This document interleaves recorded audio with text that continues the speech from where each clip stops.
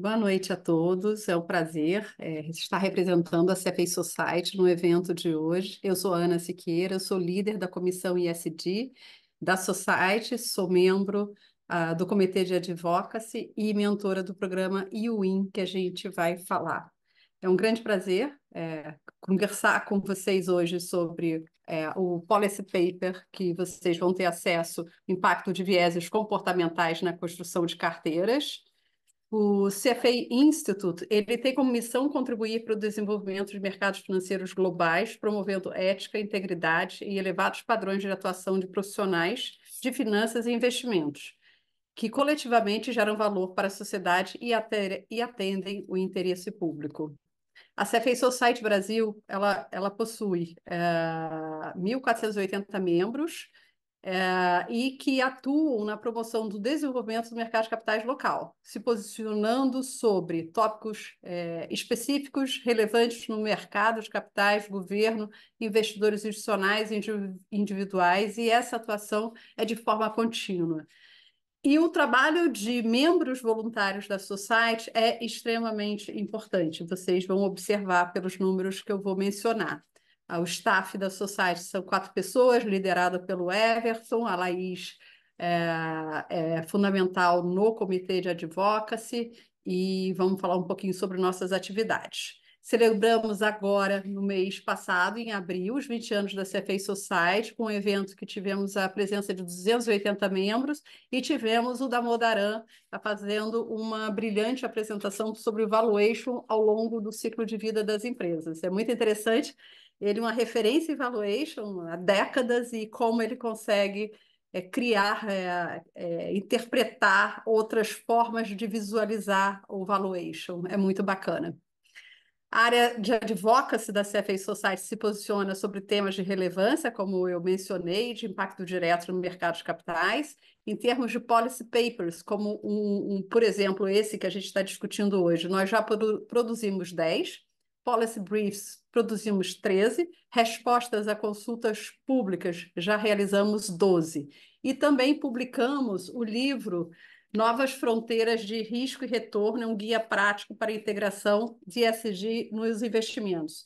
A gente trouxe especialistas nas áreas de governança social, ambiental. O livro partiu da estrutura da certificação ESG Investing do CFA Institute e tropicalizamos com a realidade do Brasil. Bastante interessante esse livro. Outras atividades que a gente faz, temos o prêmio Monografia em Finanças, já tivemos 137 participantes e 19 voluntários atuando nessa análise, de quais são as monografias vencedoras. A gente tem o CFA Research Challenge para alunos de graduação, de mestrados, com participação também de professores, e essa competição, que a cada ano a Society escolhe uma determinada empresa para ser avaliada no Brasil, ela tem uma competição nacional, depois competição Américas e competição global. É muito bacana esse processo, essa competição global. Temos o programa IWIN, de diversidade e inclusão de mulheres no mercado de capitais. Então, a gente apoia universitárias, a gente incentiva que elas venham trabalhar no mercado de capitais. É o 4º ano que a gente está com esse programa, é um programa global que a gente trouxe para o Brasil. E já tivemos 8.000 candidatas e temos 114 participantes. A partir do momento que uma universitária ela é escolhida, ela passa a ter a mentoria durante um ano, ela tem direito a um curso sobre o mercado de capitais, que são os membros voluntários da Society que dão esse curso, e também estágio em gestoras e em gestoras parceiras. Então, e aí acaba que o fato de ser uma IWIN é um selo que cada vez mais está sendo reconhecido, porque elas já passaram por filtros, uma análise bastante rigorosa. Fazemos também o curso de Fundamentos de Finanças para reguladores. A gente entende que é muito importante a gente aportar conhecimentos do CFA Institute, da CFA Society local para os reguladores, fortalecer o trabalho muito bem feito deles. Já tivemos 219 participantes e a gente conta com 15 voluntários para dar essas aulas. Destaco alguns eventos recentes que a gente fez na Society. No ano passado, a gente fez uma série de webinar, de 3 webinars, focado na inserção do ISD no processo de investimento, muito baseado no livro que eu comentei, e mais recentemente esse evento com o da Modarã no mês passado. Muito em breve a gente vai avisar sobre a data que a gente vai fazer um evento com o IBRE. É muito importante os profissionais de relação com investidores, essa aproximação com certificações, e a gente quer falar para esse público. Muito em breve a gente vai avisar sobre essa data. A gente tá saindo do forno. Bom, tendo feito essa apresentação do CFA Institute, CFA Society Brasil, agora eu vou falar brevemente sobre o nosso evento de hoje. Vou apresentar os nossos palestrantes. Muito bem-vindos, Cláudio Barbedo e Gustavo Rezende. É um prazer moderar essa mesa com vocês. Sou com esse tema tão relevante, finanças comportamentais, o efeito o impacto desse efeito, né, na escolha de investimentos, o que muitas vezes acaba não sendo a escolha ótima. O Cláudio Barbedo é graduado em Ciências Navais pela Escola Naval, com mestrado e doutorado em Finanças pela COPIAD, é funcionário do Banco Central do Brasil, professor do IBMEC e pesquisador visitante da UF, com vários trabalhos publicados em revistas brasileiras e internacionais. Gustavo Rezende é CFA, é membro do Advocacy Committee da CFA Society desde 2016 e possui 20 anos de experiência no setor de investimentos e seguros. Ingressou na 20 em 2022 e anteriormente trabalhou na Santander Alto, Sul América Investimentos, Sul América Seguros e Catu Seguros. Formado em Administração de Empresas pela PUC do Rio, possui MBA em Finanças pelo IBMEC e MBA Executivo pela Fundação Dom Cabral. Muito bem-vindos. Agora vamos iniciar nossa conversa sobre o tema do webinar. A teoria moderna de portfólio, desenvolvida por Markowitz na década de 50, é um conceito fundamental em finanças, que busca otimizar a relação entre risco e retorno em um portfólio de investimentos. Markowitz argumentou que, ao combinar ativos que não estão perfeitamente correlacionados, o investidor pode obter um portfólio com menor risco que a média ponderada dos riscos individuais dos ativos. Outro conceito-chave é a teoria, a fronteira eficiente, que representa o conjunto de portfólios que oferece o máximo retorno para um determinado nível de risco ou o menor risco para um determinado nível de retorno esperado. Portfólios que estão na fronteira eficiente são considerados portfólios otimizados. E na visão do Markowitz, o investidor, sendo racional e averso a risco, irá optar por portfólio na fronteira eficiente. Mas nem tudo é tão simples assim. E vale lembrar que o Markowitz ganhou o Prêmio Nobel em função desse trabalho em 1990. Escolher um novo investimento, comprar ou vender uma ação, aderir a um plano de previdência, fazer um seguro de vida são exemplos de processos decisórios que deveriam ser avaliados sob o ponto de vista econômico, com conhecimento e compreensão sobre os mesmos. Mas aí que a gente vai, é o tema desse evento, que são os vieses e é o impacto, né?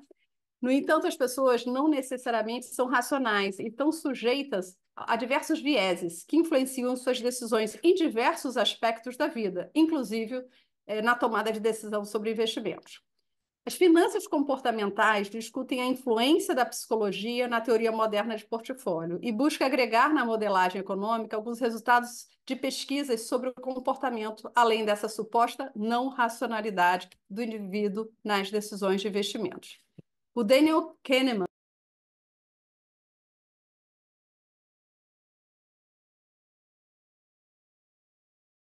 Oi, Ana, eu acho que você ficou no mute. Desculpe interromper.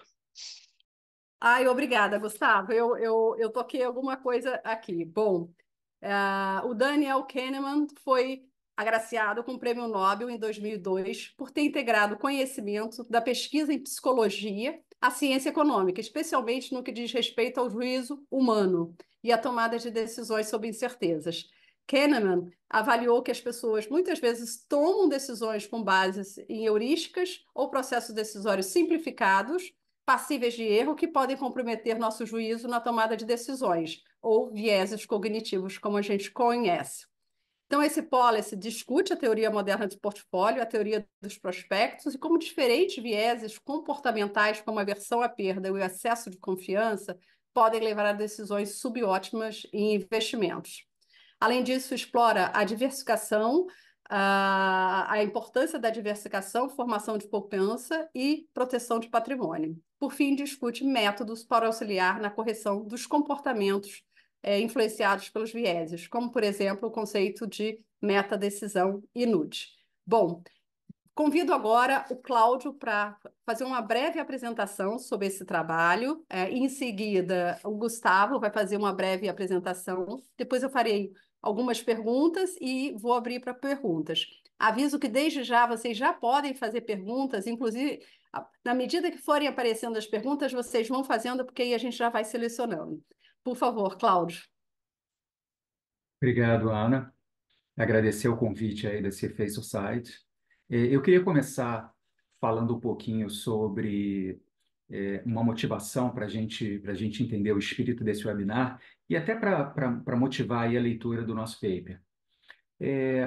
Quando a gente fala, de um modo geral, na vertente de pensamento que domina finanças tradicional, né, a economia tradicional, a gente assume que os investidores possuem algumas características. Por exemplo, são avessos a risco, né, procuram de forma racional minimizar risco, têm expectativas racionais, fazem avaliações e projeções com todas as informações relevantes, né, e integram seus investimentos. A partir do momento em que a gente remove as limitações de construção de bases de dados e, principalmente, remove limitações de processamento computacional, foi possível desenvolver trabalhos empíricos para verificar o comportamento das pessoas uma a uma. E com isso, o que que a gente verifica? Que essas premissas não são reais. Então, de um modo geral, quando a gente olha para as características dos investidores, né, conta a conta, né, operação a operação, dia a dia, o que que a gente verifica? Os investidores são avessos à perda, ou seja, eles evitam perder, né, mesmo que isso signifique um comportamento subótimo, tá? A gente vai falar mais sobre comportamentos subótimos, carteiras subótimas. Eles possuem racionalidade limitada, ou seja, o processo decisório deles incorpora uma série de fatores que nem sempre são lógicos e objetivos. E eles segregam investimentos. Eles olham para as diversas porções dos seus investimentos e avaliam separadamente, e não de forma integrada, o que resulta em diversificações ruins. E isso fez surgir as finanças comportamentais. De um modo geral, a literatura de educação financeira ela tá muito ligada à própria literatura de finanças comportamentais. E quando a gente tenta identificar como é que isso está dividido, né, o que a gente verifica é o seguinte: a gente tem artigos que apresentam todos os vieses e heurísticas, né, que influenciam tomadas de decisão, artigos que ilustram os vieses com casos identificados de comportamento no mercado financeiro, e artigos que se especializam em um viés específico. Esse policy paper ele tem uma característica um pouco diferente, né? Ele foi criado para explicar os critérios de investimento de um tomador de decisão que está mais exposto a fatores emocionais e comparar com os critérios de investimento dos indivíduos menos expostos. E, a partir daí, a gente identifica o que seria o comportamento correto, o comportamento esperado, que seria o comportamento que pode conduzir a um resultado não satisfatório. Bom, eu não quero falar muito, até para dar espaço aí para as perguntas, mas basicamente é o seguinte: quando a gente fala de investimento, né, a própria Ana Siqueira destacou de modo bem interessante nessa apresentação. Markowitz fala que a gente pode obter combinações mais eficientes de alocação de recursos do que simplesmente uma escolha aleatória de ativos, né? Só que o que acontece na prática? Na prática, a literatura identifica o seguinte: os investidores escolhem ativos de empresas mais expostas na mídia, escolhem ações que tiveram maior valorização no passado, e esse acaba sendo o critério de compra, escolhem ações com significativa quantidade de negociação, escolhem ações com maior lucro, escolhem ações pelo preço passado, ou seja, fogem bem dessa característica inicial, né, que a gente está falando aí da otimização do Markowitz. Quando a gente olha para a Previdência, a gente também encontra uma série de decisões que fogem do padrão, né? Na realidade, a Previdência tem uma série de decisões, né? Isso está bem descrito aí no nosso trabalho, depois, se vocês olharem, né? Você tem a própria decisão de adesão, você tem o valor a poupar, né? E, além disso, você ainda tem qual ou como investir, né, esse valor que você escolheu de poupar. Então, assim, essa série de decisões, ela acaba, de alguma forma, influenciando o investidor para que ele fique muito sujeito a vieses. O tempo todo ele tem que tomar decisão, né? Um exemplo claro de viés em previdência é o que a gente chama de contabilidade mental, né? O indivíduo separa o dinheiro antigo, ou seja, os montantes que já acumularam no plano, com o dinheiro novo, que seriam os montantes com os quais ele ainda não contribuiu. E quando ele pensa na alocação, né, ou quando ele pensa numa eventual nova alocação, ele basicamente separa. Ó, dinheiro antigo é uma coisa, dinheiro novo é outro. É óbvio que isso aí é um viés, né? De alguma forma, isso não facilita, né, essa organização em termos de otimização de resultado. É, Em suma, só para a gente não se estender muito, né? O que a gente tenta apontar no trabalho é exatamente olhar para decisões de investimento, decisões de previdência, decisões relacionadas a seguros e mostrar esses detalhes que, de alguma forma, fazem com que a decisão do investidor fuja muito daquilo que a gente considera como razoável. Obrigado, Ana. Obrigada. Gustavo, por favor. Não, obrigado. Acho que aqui, até para pegar o gancho do Cláudio, um ponto bem relevante, inclusive que tem na literatura do próprio CFA, é a questão do Human Wealth e Financial Wealth. Financial Wealth é o quanto que você acumulou de riqueza, menos as dívidas, e o Human Wealth é o quanto você vai ainda ganhar de dinheiro, e que isso deveria basear sua alocação de investimentos.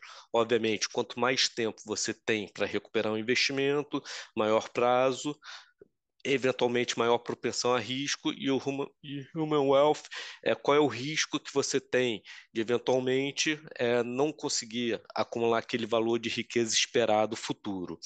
É, um um investidor, aqui chamar investidor médio, no sentido de uma pessoa que talvez não tenha uma educação financeira adequada, compartimentaliza muito as decisões. Ele não consegue enxergar que quando você faz uma aplicação financeira, seja um fundo de renda variável, compra um ativo de crédito, é, você tem que olhar seu portfólio como um todo, entendendo também a sua previdência como parte desse portfólio, entendendo o eventual seguro que você tenha como parte do portfólio que vai fazer o hedge daquele rendimento futuro que você tenderia a receber. Seja por um caso de morte ou um caso de invalidez que você cessa o fluxo de pagamento. Então, aqui durante o paper, a gente busca explorar como esses três mundos se conversam e falam entre eles. Teve até uma pesquisa super interessante da Ambima, que eles estão divulgando agora, que eles percorreram diversos municípios brasileiros para entender qual que é o perfil do brasileiro em relação ao investimento. E um dado que é interessante e, na minha opinião, um pouco assustador, é que 14% das pessoas consideram investimento nas bets da vida, em apostas, utilização de dinheiro em bets e apostas como investimento. Pessoas que ganham desde um salário mínimo a outras pessoas que têm maior, maior riqueza. Isso chama muito a atenção de qual que é o mundo que a gente está lidando. em relação a vieses, avaliação de risco-retorno, acumulação futura, seja para você atingir um objetivo, seja para você ter uma aposentadoria. E quando a gente avalia mais no lado de investimentos, é um olhar ainda muito focado no curto prazista. A gente, de forma geral, é viciado no CDI e viciado na variação da cota diária, tendendo a ignorar um processo de asset allocation de longo prazo. Qual que é a carteira que eu deveria ter? Qual é a carteira que eu estou? É, não estou falando aqui que se mantém um investimento ruim é justificado, mas fazer só uma avaliação de curto prazo com variação da cota pode não ser o melhor dos mundos e trazer o melhor resultado para o investidor no longo prazo. Isso que a gente tenta mostrar. Pessoas com maior exposição a vieses versus pessoas com menor exposição, como que estão sendo afetados e qual que é o impacto futuro. É, e trazendo aqui um exemplo mais de previdência, que talvez tangibilize muito em relação a vieses comportamentais. Se você tem um plano corporativo de uma empresa que a empresa faz um matching, coloca uma contribuição igual à sua, parece um tanto quanto óbvio para todo mundo que quem tem aquele benefício deveria aderir.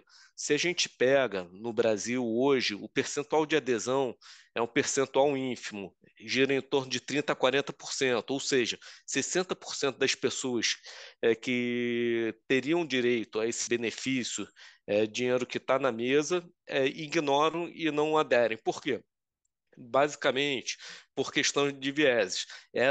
É uma decisão que a pessoa tem que tomar, difícil de aderir a um plano de previdência. Tem que escolher qual é o tipo de plano, qual é o tipo de fundo, quanto vai contribuir. Então, tem aquele efeito inércia de tender a postergar um pouco e deixar dinheiro.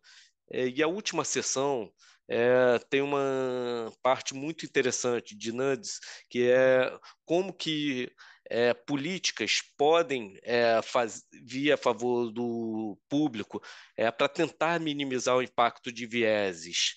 Isso traz algumas ideias e está muito alinhado com o conceito do Advocacy Committee, que é como é, o poder público eventualmente pode subir a barra ou pode trazer políticas que favoreçam a população de forma geral no longo prazo. Acho que de forma bem resumida e sem querer utilizar muito tempo é isso, Ana.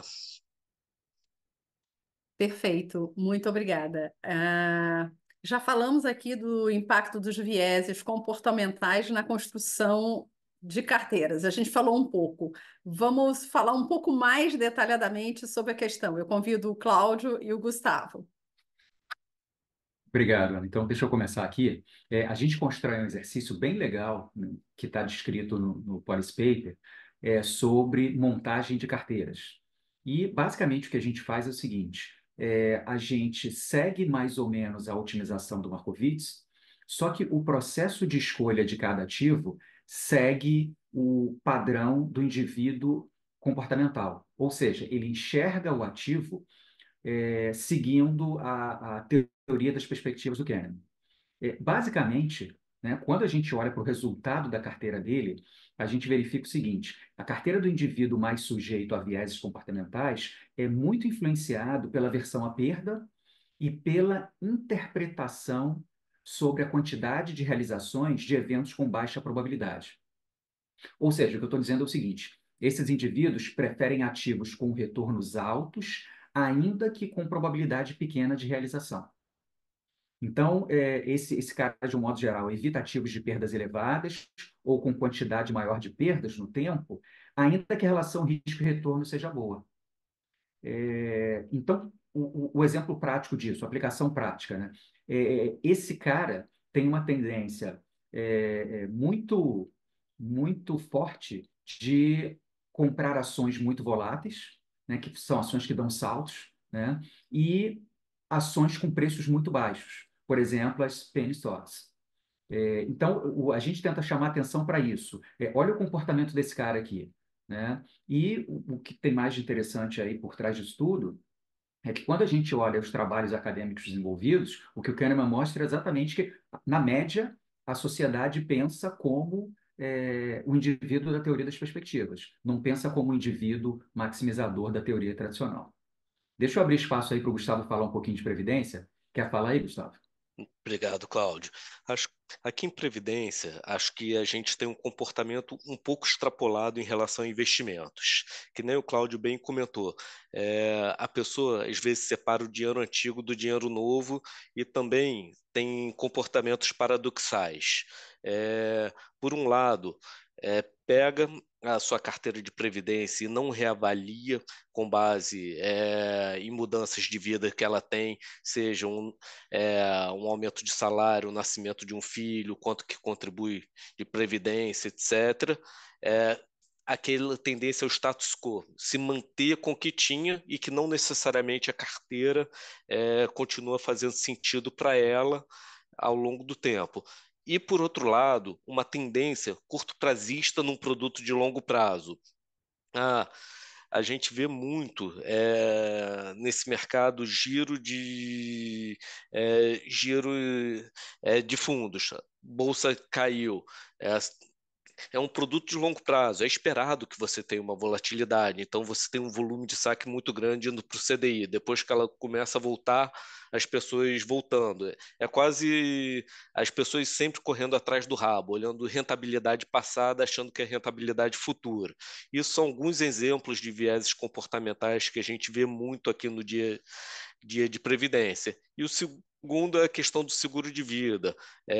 Um não entendimento como um seguro, seja um seguro de vida, um residencial, um seguro de automóvel, compõe a carteira como um todo e qual é a relevância. Se tem algum evento próximo, as pessoas têm maior tendência a procurar aquele seguro sem ver se o seguro faz sentido ou não.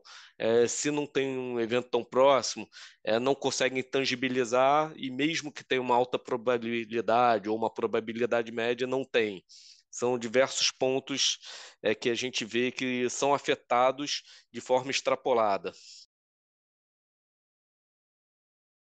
Obrigada, Gustavo. Uma pergunta para o Cláudio agora. Como a psicologia influencia a teoria moderna de finanças e as decisões de investimentos? E isso certamente é como é que você se interessou por essa área? Legal. Então, deixa eu dar um passo atrás antes de ir para a resposta propriamente dita dessa pergunta. Quando a gente olha os modelos tradicionais que a gente conhece em finanças, seja CAPM, seja Black-Scholes, a própria noção de valuation, tudo isso só foi incorporado no mercado financeiro após os choques de petróleo no final da década de 70. Por quê? Foi aí que o mercado percebeu a necessidade de construir uma base conceitual teórica para tomada de decisão. Da mesma forma, somente após a crise de 2008 que finanças comportamentais foi incorporada diante da necessidade de complementar essa base teórica que já existia. Então, o que a gente viu a partir de 2008 foi um grande desenvolvimento de linhas de pesquisa na área de finanças comportamentais, na área da economia comportamental, e hoje é uma disciplina incorporada, obrigatória, né, em MBAs, em pós-graduações. Eu acho que essa é a chave, né, do entendimento de como finanças comportamentais se tornou importante. E aí vale uma ressalva, né? Psicologia e finanças, elas possuem um elo comum. Ambas tratam de ações intrínsecas ao comportamento humano. O que é o papel da psicologia quando a gente fala sobre teoria de finanças? A psicologia tenta elucidar de forma repetitiva os desvios da racionalidade que podem causar distorções nas decisões de investimento. O Thaler tem uma citação muito interessante sobre isso, né? Ele fala o seguinte: o campo de finanças comportamentais tem dois grandes blocos de construção. Um é a ideia de limites à arbitragem, né, que argumenta que pode ser difícil para os operadores racionais corrigir os desvios de preços. E o outro é a psicologia. E a psicologia é a responsável por catalogar os desvios da racionalidade plena que poderíamos esperar quando vemos decisões sobre investimentos. Eu acho que esse é o grande resumo do papel da psicologia. Muito obrigada, Cláudio. Gustavo, você já falou um pouco sobre alguns vieses comportamentais que afetam as decisões. Poderia citar alguns outros ou detalhar um pouco mais? Quais são os principais É, vieses? sim. Acho que aqui o paper é super rico. A ideia, obviamente, a literatura tem bastante material sobre vieses, mas a gente busca explorar alguns vieses e é super rico para falar como que a aversão à perda afeta a decisão da pessoa, abrindo mão de um ganho.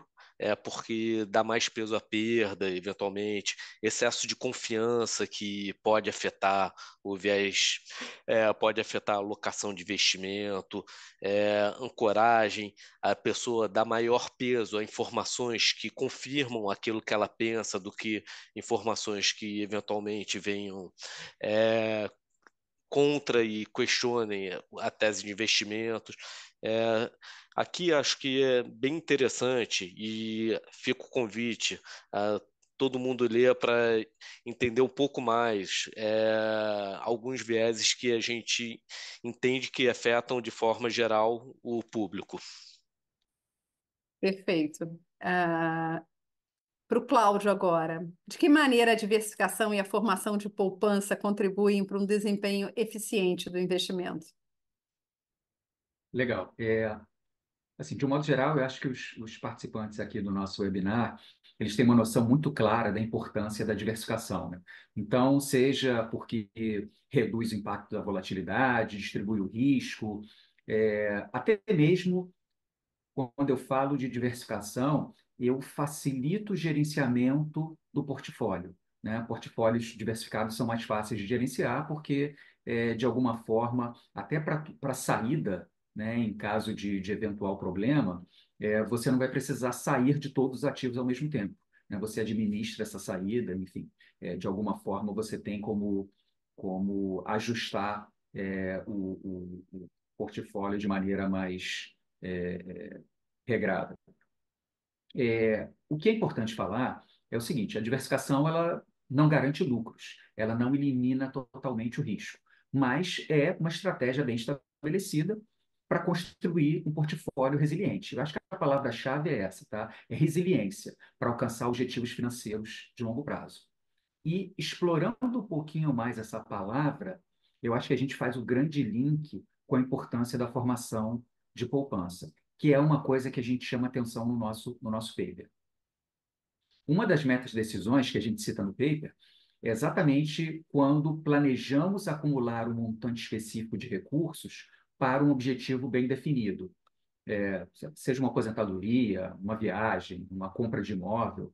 Esse acúmulo do valor financeiro, obviamente, ocorre pelo rendimento do investimento. Mas uma coisa que precisa ser chamada a atenção, ele ocorre principalmente pela disciplina de poupança consistente. Ou seja, a persistência de se privar dos estímulos de consumo imediato em detrimento de um benefício maior. E tudo isso faz parte do processo decisório. E é o que a gente chama atenção na parte final do paper, como o Gustavo destacou. A gente fala de nudge, a gente fala de meta-decisão, e isso que a gente tenta colocar como estímulo, como fator de mudança para quem está fazendo essa leitura. Muito obrigada. Gustavo, como a frequência das informações pode afetar a percepção do investidor sobre seus investimentos? Aqui, Ana, obrigado pela pergunta. Acho que vale comentar que não só a frequência, mas a forma como a informação é disposta para o investidor tem, é, afeta diretamente na decisão do investidor e como ela se relaciona com seu investimento. Se você pega, dá um viés de curto prazo, sua rentabilidade no dia foi essa, sua rentabilidade no mês foi essa, o investidor tende a focar naquela primeira informação e dar maior peso para ela. Se você inverte a forma de apresentar, mostrando que sua carteira no longo prazo está rendendo isso, porém aqui no curto prazo foi afetado por isso, isso e isso. A forma como você mostra a informação, ela gera um efeito prático diferente na tomada de decisão. Isso é muito explicado também por vieses comportamentais, como que as pessoas processam a informação, como processam a forma como recebem e fazem a tomada de decisão final. Perfeito. Agora uma pergunta para o Cláudio e a gente já vai já abrir para a plateia. Quais são os métodos que podem auxiliar na correção de comportamentos influenciados pelos vieses comportamentais? Eu acabei na pergunta anterior até abordando um pouquinho sobre Um isso, né? pouquinho, isso. Mas é legal, eu acho, ter essa pergunta específica para a gente poder diferenciar o nudge da metadecisão, que é a parte final ali do nosso policy paper, que é bastante importante. O nudge é um conceito mais ligado a políticas e talvez seja tão importante que a gente fala ligado a políticas públicas. O que é isso? Seria uma ação de influenciar escolhas de um modo que melhore a vida dos que escolhem, segundo os julgamentos deles mesmos. Então, um exemplo de nudge é automatização de investimento. Ou seja, você implementa uma estratégia de investimento automática, combinada, obviamente, com o investidor, né, via débito automático, né, de tal forma que reduz a necessidade dele de uma tomada de decisão constante. E isso evita também que o investidor seja afetado por um impulso momentâneo, né, um desvio de atenção. Quando eu falo de meta-decisão é um comportamento mais pessoal, é uma decisão pessoal. Você define previamente para você como você vai tomar a decisão. Ou seja, meta-decisão é decidir como decidir, né? Então, um exemplo de meta-decisão poderia ser um processo de decisão simples sobre investimentos. Por exemplo, você definir um determinado horizonte de investimento junto a uma assessoria financeira e com isso, implementar um horizonte de 10 anos para custear a faculdade do seu filho, ou 20 anos para a sua aposentadoria. Enfim, a gente no trabalho tenta apresentar esses vários casos de nudge e meta-decisão. E eu acho que isso pode ajudar não só quem trabalha na área, um consultor da área de investimentos, mas o próprio investidor. Ele olha para aquilo ali, ele de alguma forma consegue identificar algo que possa lhe ajudar. Perfeito. Uma pergunta do Gustavo Liberali. O uso de nudges que exploram vieses emocionais pode levar a uma chamada gamificação de investimentos? Como determinar o limite do que seria aceitável dessa prática? Legal, então deixa eu começar aqui. Qualquer coisa, Gustavo, pode me interromper. Eu acho que a grande diferença é que quando a gente está falando de nudge, a gente está influenciando, sim, mas a gente está gerando um benefício que é julgado pelo próprio beneficiado, pelo próprio influenciado. Então, essa seria a grande diferença. Eu não estou pensando num nudge que favoreça uma instituição. Eu não estou pensando num nudge que favoreça um determinado produto. Inclusive, esse acordo, né, do assessorado e do assessor, né, é um acordo previamente definido que pode ser corrigido ao longo do tempo, né? Mas por que é importante o nudge, né? E por que a gente foge dessas visões tradicionais? Porque todo mundo tem objetivo de médio prazo, todo mundo tem objetivo de longo prazo, e volta e meia ele não tem a ferramenta para cumprir aquilo ali. Seja porque ele não conhece um investimento, seja porque ele não tem a disciplina efetiva, seja porque ele não sabe tomar decisão. Então, o nudge é uma ação influenciadora positiva, tá? Eu acho que esse ponto é um ponto que tem que ser destacado. Obrigada. Aqui, Ana, Desculpa, se eu puder. Gustavo. Não, Claro. perfeito. Acho que talvez só complementando o Cláudio, um exemplo de nudge que a gente viu recentemente aqui no mercado brasileiro e que já acontece há um pouco mais de tempo em outros mercados. É, Até início desse ano, a adesão ao plano de previdência, a pessoa precisava ela falar que queria aderir, o chamado opt-in. isso faz com que a participação, seja no Brasil, seja em outros mercados que tenham esse opt-in, seja muito menor do que o potencial. Mercados que saíram do modelo opt-in e foram para o modelo de adesão automática, chamado opt-out, no qual o participante, se não quiser estar naquele investimento, ele tem que tomar a decisão e falar: eu não quero estar. Que é na linha do que o Cláudio falou, todo mundo tem a liberdade para falar que não quer, mas já começa automaticamente no plano, ele sai de mercado americano, por exemplo, saiu na casa de 50%, 60% para mais de 90%. Isso daqui é muito trabalhar naquele viés de que a pessoa tem uma dificuldade de tomar uma decisão, seja ela entrar no plano, seja ela sair do plano. Então, trabalho o efeito inércia a favor da pessoa. Não não é algo que faz por fazer, tá? Perfeito. E aí, o opt-out iria fazer com que não deixasse tanto dinheiro na mesa, como você mencionou previamente, né? Se a instituição ela contribui como Então, você, por quê? e você cria uma reserva de longo prazo, um investimento forçado de longo prazo, né? Exatamente. Uma pergunta do Marcelo Gutermann. Vieses comportamentais dos investidores deveriam criar ineficiências de mercado. Se esses vieses são bem conhecidos, por que os investidores profissionais, em sua grande maioria, não conseguem se aproveitar dessas ineficiências para bater o mercado? Deixa eu começar, então. Quem disse que eles não conseguem, né? Tem uma asset, né, do Fuller e do Thaler. O Thaler, inclusive, o que ganhou o prêmio Nobel. E consistentemente esses caras vinham batendo o mercado. Aliás, assim, eu acho que foi por causa dessa onda que começou a discutir em vários países, inclusive aqui no Brasil, fundos com estratégias comportamentais, né?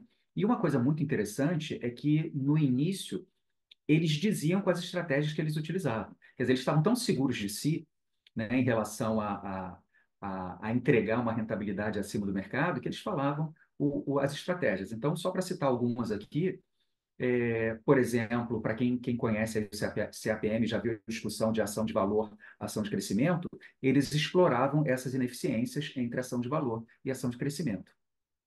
Outra estratégia que eles exploravam é a sobre-reação dos mercados, né? Quando a notícia é ruim, né, o que ele identifica o mercado cai muito e depois se ajusta.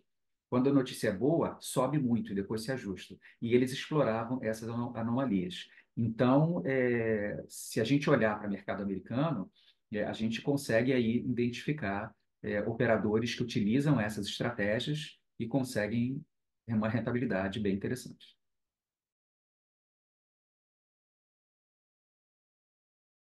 Você está mudando.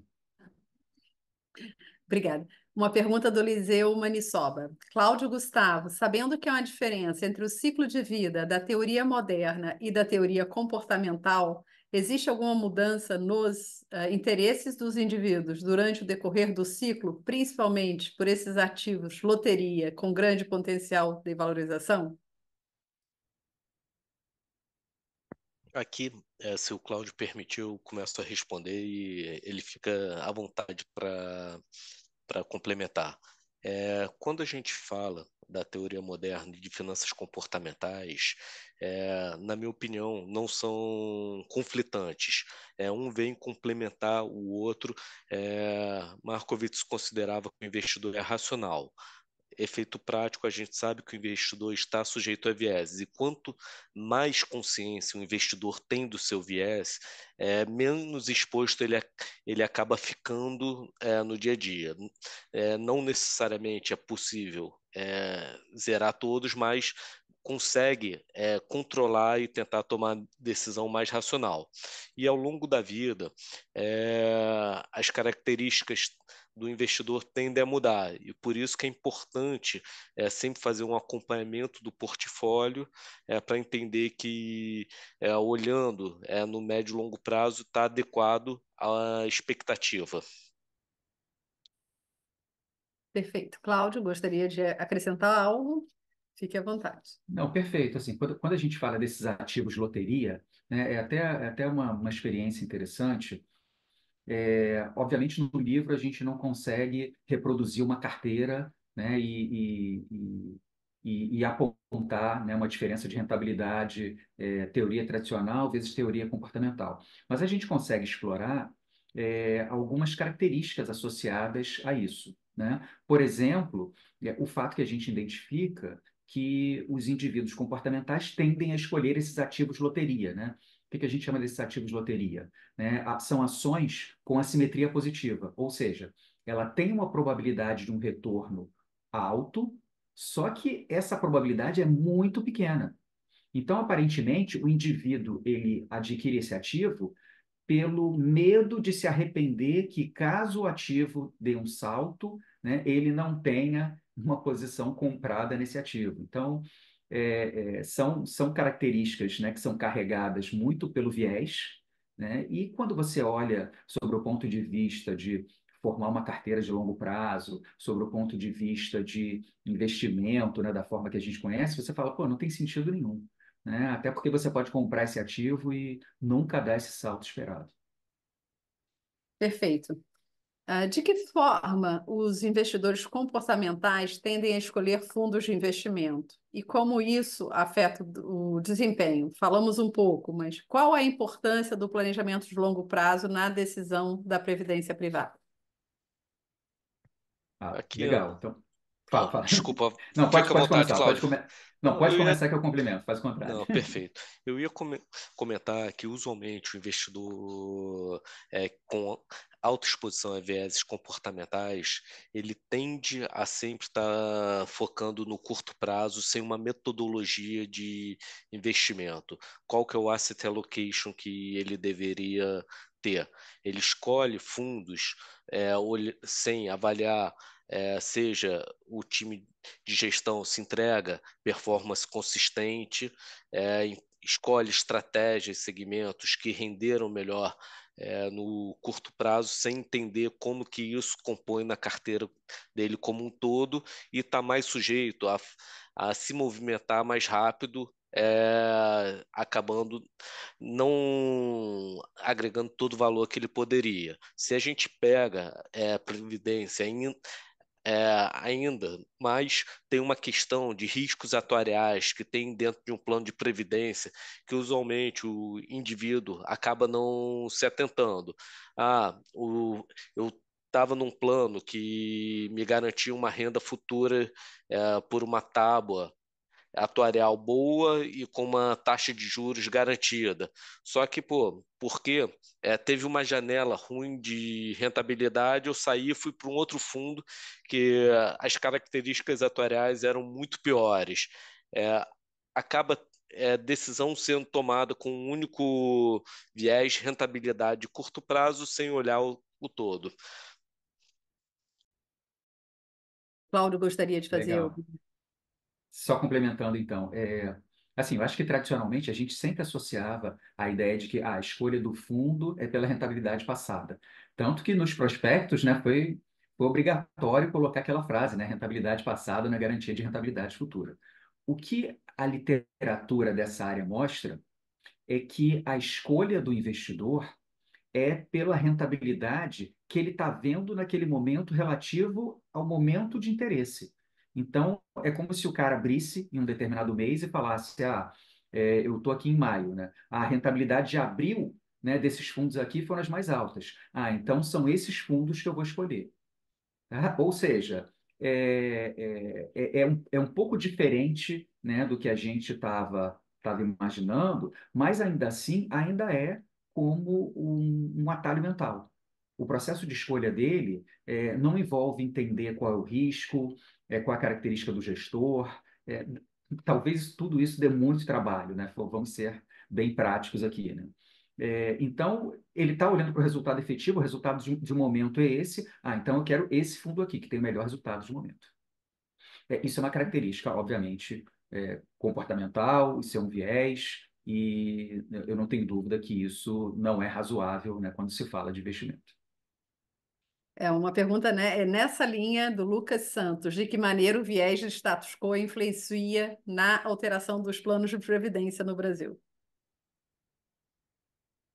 Assim, eu acho que status quo, de um modo geral, é, é algo que é um viés que influencia não só investimentos, né? É bem intrínseco do ser humano essa dificuldade de mudar, né? Essa dificuldade de você alterar seu portfólio, essa dificuldade de você buscar novos caminhos, faz parte do ser humano isso, não tenha dúvida. Mas assim, só para ressaltar um estudo interessante que a gente viu aqui no Brasil, que era exatamente dentro da linha do que o Gustavo falou anteriormente. Eu olhava para planos de previdência e esses planos de previdência tinham características diferentes, né? O que a gente identificou é que, aparentemente, esse volume de entrada e saída é bastante significativo. Ou seja, quando a gente está falando de previdência, né, as pessoas não são tão influenciadas pelo status quo quanto a gente imaginava. Mas o que se tornou significativo? Qual é a variável que a gente identificou como significativo? A perda. Ou seja, a aversão à perda é uma variável que faz as pessoas mudarem. Se não tem a perda, aparentemente as pessoas relaxam. E o que a gente identificou foi a ideia de que as pessoas não são muito pacientes, né? Quando elas identificam uma informação de perda no plano delas, elas basicamente desfazem todo o planejamento de longo prazo e tendem realmente a migrar. Mas eu diria o seguinte, de um modo geral, o status quo é algo efetivo, é um viés que influencia bastante, mas que talvez só seja suplantado pelo viés que talvez seja o ponto pacífico da literatura de finanças comportamentais. A aversão à perda faz as pessoas realmente mudarem comportamento. Muito obrigada. Uma pergunta do Daniel Campanini. Vocês acreditam que a inteligência artificial pode sistematizar os vieses comportamentais? Em caso afirmativo, qual a consequência disso? Obrigada. Gustavo, quando a pergunta é difícil assim, eu sempre pergunto, Gustavo, quer responder? Não, eu posso responder assim. Obrigado, Cláudio. Depois, de- depois você passa a bola, depois você Não, devolve também. não, mas a pergunta do Daniel é ótima. É, a inteligência artificial, ainda mais nesse conceito agora de Open Finance, que as pessoas tendem a conseguir ver uma carteira de forma consolidada em diversos lugares onde ela tem investimento, pode ajudar a minimizar o viés comportamental. Mas, no final do dia, eventualmente você ainda tem uma pessoa fazendo a tomada de decisão. E como é a pessoa que está sujeita ao viés comportamental, mesmo que você tenha uma orientação, por melhor que seja, de uma inteligência generativa, eu ainda acredito que não zera viés comportamental. Perfeito. Pô, legal. Deixa eu só complementar um Claro. pouquinho. Eu acho que esse é um tema bastante importante. É, assim, de um modo geral, o que a gente identifica quanto mais o indivíduo acompanha o mercado financeiro, né, daí a importância que a gente sempre ressalta da assessoria financeira, mais ele está acostumado no dia a dia, né, a perceber os vícios de decisão. E com isso ele, de alguma forma, se adapta. O que eu diria é o seguinte: na hora em que a gente tenha uma sistemática em que talvez o processo decisório do indivíduo, do investidor, do pequeno investidor, seja ratificado, né, por um assessor, isso, de alguma forma, contribuiria para a redução dos vieses. Na hora em que você tenha simplesmente uma inteligência artificial que replique o que acontece no mercado, essa inteligência artificial ela vai ter um aprendizado exatamente enviesado. Então, é muito interessante quando você olha hoje para sistemas de inteligência artificial, e aí você identifica o seguinte, ó, a inteligência artificial tem algum tipo de preconceito, né? E por que ela está com algum tipo de preconceito? Porque ela está aprendendo em cima de uma massa de dados que tem preconceito. É, e isso vai acontecer exatamente quando a inteligência artificial estiver completamente implementada no mercado. Ela vai aprender em cima de vieses, ela naturalmente vai replicar esses vieses. Muito obrigada. Uma pergunta que a pessoa não se identificou: o estudo de alguma forma quantifica o impacto dos vieses nos retornos das carteiras? Não. Como eu falei, assim, seria muito difícil, né? Teria que ser um estudo de caso, né? A gente teria que pegar uma carteira de um indivíduo, né? Identificar qual foi o critério dele de montagem, fazer uma montagem paralela utilizando uma função utilidade da teoria comportamental para poder fazer a comparação.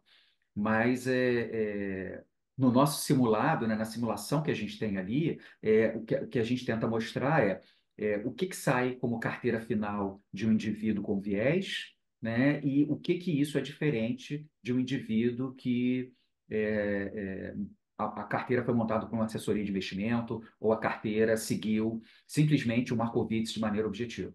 Tá? Esse aspecto a gente consegue mostrar no paper. Muito obrigada. Vamos falar agora sobre seguros. Como os vieses e heurísticas influenciam o processo de escolha e a percepção de risco em seguros? E queria escutar primeiro o Gustavo e depois o Cláudio. Obrigado, Ana. Acho que aqui, que nem eu comentei muito en passant no início, as pessoas acabam, seja um seguro automóvel, um seguro residencial, qualquer tipo de seguro, dando maior peso a contratar aqueles eventos que elas presenciam e acreditam que tem maior probabilidade de acontecer sem efetivamente avaliar a probabilidade versus relevância em caso de um sinistro. Então, se você está próximo a uma pessoa que acabou de ser roubada e teve o celular levado, você tem maior propensão para fazer um seguro garantia do seu celular.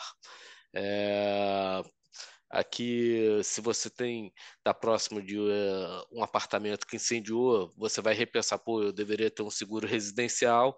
Então, você dá maior probabilidade daquele evento acontecer, mesmo independente da probabilidade real, e tende a contratar o seguro ou não à medida que você observa, tá? Acho que aqui o Cláudio ele tem mais dados e pode complementar com base nos estudos dele. A minha pergunta é a seguinte: posso dar um spoiler do paper? Uma Deve. coisa que a gente uma coisa que a gente colocou lá, né? É um trabalho bem legal no mercado americano. O autor olhou para processos de tomada de decisão de mais de 50 mil consumidores que contrataram seguros residenciais. Então, ele mostra ali que tinham quatro opções possíveis, né? Combinando franquia e o prêmio, né? E o que é a conclusão final? Só para não falar muito, para não perder a graça. A preferência das pessoas é pela opção de menor franquia, ainda que isso envolva um prêmio maior. Ou seja, a escolha sugere que os consumidores não ligaram de pagar um prêmio maior. O princípio que está por trás disso é evitar a franquia mais cara, o que demonstra que eles talvez estejam subestimando a probabilidade do sinistro.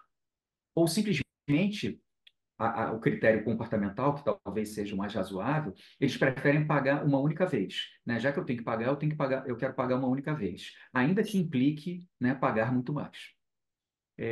O interessante, no Brasil tem um estudo da USP que analisa processos de decisão relacionados a seguros de automóvel e verifica exatamente a mesma coisa. Apesar do indivíduo ser, de alguma forma,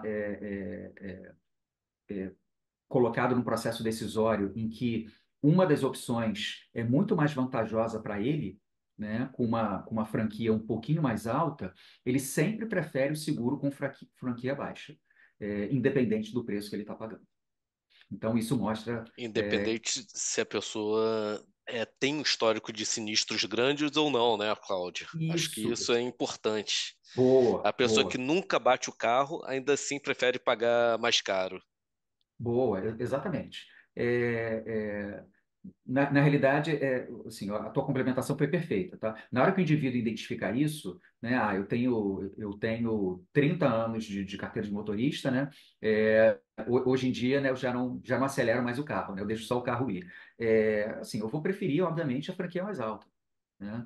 Mas, assim, quando você olha para o perfil do investidor, quando você olha para a idade, quando você olha para o nível de instrução, nada, de alguma forma, é significativo para explicar a preferência dele pela menor franquia. Simplesmente, todos preferem a menor franquia. Perfeito. Agora eu vou fazer a última pergunta e depois vou pedir uma consideração final bem breve de cada um. A gente está caminhando aqui para o fim do evento. A pergunta do Leonardo da Silva Chanfrone, ele pergunta para o Cláudio e para o Gustavo, né? Por onde começaram os estudos sobre finanças comportamentais? Claro que além do paper, né, que a gente está apresentando aqui, quais são as sugestões de vocês? É, a resposta correta é essa, é o paper. Mas, assim, realmente, quando a gente olha para a literatura no Brasil, eu acho que ainda deixa um pouco a desejar, né? Os livros de finanças comportamentais que a gente identifica são muito de autoajuda, né? São muito mais aquele livro de, ó, corrija esse tipo de viés aqui, né? Que tudo se resolve, do que efetivamente alguma coisa que seja acadêmica, né? E aí, qual a importância do acadêmico? Não é que o acadêmico resolva tudo, mas quando a gente olha, por exemplo, o ciclo hoje de finanças comportamentais, no mercado americano, a gente já está pensando em finanças comportamentais quantitativa. O que é isso? A gente está desenvolvendo índices, né, para medir esse efeito comportamental e incorporar isso no modelo. Então, ou seja, você tem muita coisa, né, que ainda, infelizmente, você tem que importar. Eu diria que, inevitavelmente, você tem que cair para a literatura que está no mercado americano. Seja escrito aí pelo Thaler, seja pelo Kahneman, seja pelo Schleifer, que é um outro cara que tem vários livros interessantes sobre investimento, né, processos matemáticos de investimento com a incorporação da tecnologia comportamental. É, enfim, assim, infelizmente, eu acho que aqui no Brasil, ou você faz um MBA, realmente os MBAs, os mestrados já têm uma tecnologia própria, ou você acaba pegando uma literatura mais lá de fora. Aqui, Gustavo. se eu puder complementar, Lucas, acho que fica, não sei se você é, tá, já é CFA shareholder ou está fazendo, mas o material do CFA é bem interessante sobre aqui finanças comportamentais, principalmente no level 3 que faz essa vinculação à construção do portfólio. Acho que é um primeiro material interessante, que nem o Cláudio comentou.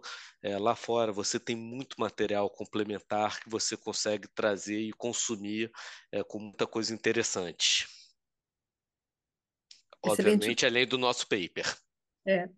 Excelente o ponto material do CFA, e ele se atualiza, né, e é um material muito profundo, de uma excelente qualidade, e se atualiza bastante. Eu recebi a minha certificação em 2001, não existia, né? Isso era uma coisa, claro que existia, mas era uma coisa muito mais superficial do que hoje a gente tem esse conhecimento. Então a gente discutiu aqui, não somos seres racionais, a influência dos vieses cognitivos, dos ruídos sobre nossas decisões, e aí eu passo para o Cláudio e para o Gustavo uma palavra ou uma frase que resuma o que a gente conversou hoje, ou uma dica, um insight. Eu diria o seguinte: finanças comportamentais é muito mais do que psicologia, é muito mais do que simplesmente um estudo de viés. Finanças comportamentais é algo que você precisa realmente incorporar nos seus modelos para poder fazer melhores previsões, para poder fazer melhores investimentos. É algo que agrega valor, tá? É algo que adiciona valor. Obrigada, Gustavo. Aqui deixar o convite. Primeiro, agradecer a todos que participaram do webinar, a todos que mandaram perguntas e deixar aqui o convite para vocês consumirem o paper, estudarem e, eventualmente, a Society está disposta, tendo alguma dúvida, com questionamento, como que a gente consegue ajudá-los. E agradecer a Ana pela forma da condução. Parabéns, Ana. Bom, eu Parabéns agradeço, também, Ana. obrigada. Obrigado aí pela condução, Obrigada, obrigado pelo público. Cláudio e o Gustavo, por tanta informação interessante e relevante para o processo decisório. Obrigada a todos que nos acompanharam. E, seguindo o Gustavo, convido vocês para seguir todas as novidades no nosso site, os nossos eventos, são muito interessantes. Ok? An- Ana, desculpe interromper, teve uma última pergunta do Guterman, onde que ele consegue acessar o paper? Vai estar no nosso website. A gente ainda não colocou por causa do webinar, ele vai ser disponibilizado no nosso website. Obrigada, eu não tinha observado, e essa informação é bem relevante. Boa noite a todos, muito obrigada. Obrigado, boa noite a todos. Obrigado, boa noite. Boa noite.